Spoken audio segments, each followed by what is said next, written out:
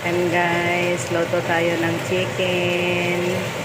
Chicken tayo guys. Loto rin tayo ng gulay. Ayan guys, ang gulay natin. Ayan, choy sam.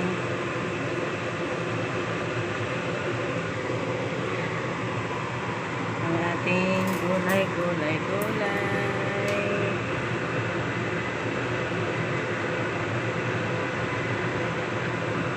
Ikan natin yung ating manok.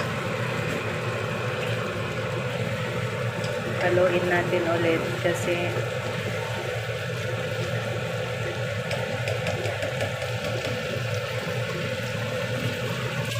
yan guys, malapit ng maluto. Saka yung ating gulay. Ayan lang guys ang ating recipe ngayon. Kasi punta kami ng doktor ngayon guys. Kaya magluto tayo ng pagkain.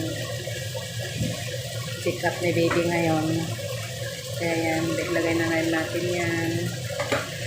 Ayan. Lagyan natin ng spring onion guys. Yung ating niloto. Para siya ay lalong yummy. Kailangan dry at tuyo siya gaya, wala siyang sabaw, may background pa akong exhaust pan dyan, diba, libre na ng ano, diba, looks good, looks yummy na yung ating recipe, kahit napakasimpleng loto guys. And guys, thank you for watching guys.